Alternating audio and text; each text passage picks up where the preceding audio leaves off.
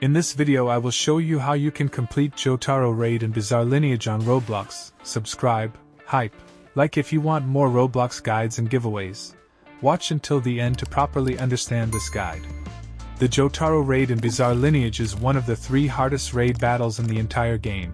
And I'll tell you exactly how this fight works and how you can beat Jotaro consistently so you can farm rewards without getting wiped out. In this raid you fight Jotaro Kujo himself together with his stand Star Platinum. And just like the other big raids in the game, you can team up with other players to bring him down. This raid is very important because several powerful stands and sub-abilities require you to clear the Jotaro raid during progression. So sooner or later every player will need to defeat him. Compared to other raids, this fight is actually pretty straightforward because there are no complicated phases or weird mechanics. It is basically a straight-up boss fight where your main goal is simple. You must reduce Jotaro's health to 0 before he takes you down. To start the raid you need to talk to the Chumbo NPC who stands outside the gym building. After interacting with him the raid will begin, and you will face Jotaro directly in combat. Unlike normal enemies, this boss is extremely strong. Jotaro has around 6,000 health, which is a huge amount compared to most enemies in the game. So you will definitely need a high damage setup if you want to defeat him quickly. He is also level 75, which is about 25 levels higher than the normal maximum player level. Because of that you are technically fighting an enemy that is much stronger than your character, which means his attacks can deal massive damage. If you are not prepared, he can easily defeat you in just a few combos. That is why it is very important to bring abilities that help you survive longer, such as healing, evasive skills, or defensive buffs. One of the best strategies for this fight is actually switching your sub-ability before starting the raid. If you are fine with changing abilities, then becoming a vampire can make this fight much easier. The reason is that vampire abilities give you powerful regeneration, which allows you to heal during the fight and survive much longer against Jotaro's attacks.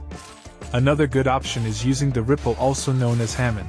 Subscribe if I should record more guides. Ripple is also strong in this fight, although it focuses more on damage rather than survival compared to Vampire.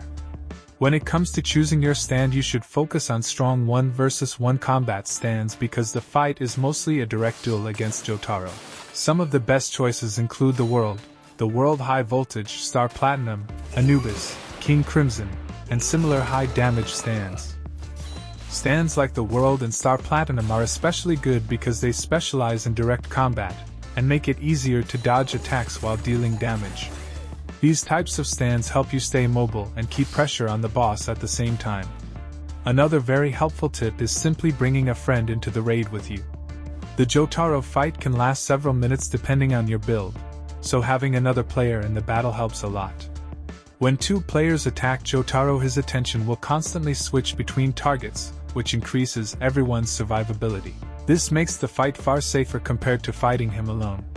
If you are trying to get a high rank at the end of the raid, the main goal is finishing the fight quickly while taking as little damage as possible. Moon is especially strong for this because it can deal heavy damage quickly and chain combos very effectively. If both you and your teammate are using Moon, the raid becomes much easier to complete. After defeating Jotaro, you will receive several rewards, including common treasure chests, rare treasure chests, stand arrows, and up to 35 Jotaro tokens. These tokens can then be used in the Jotaro raid shop, where you can purchase various unique items.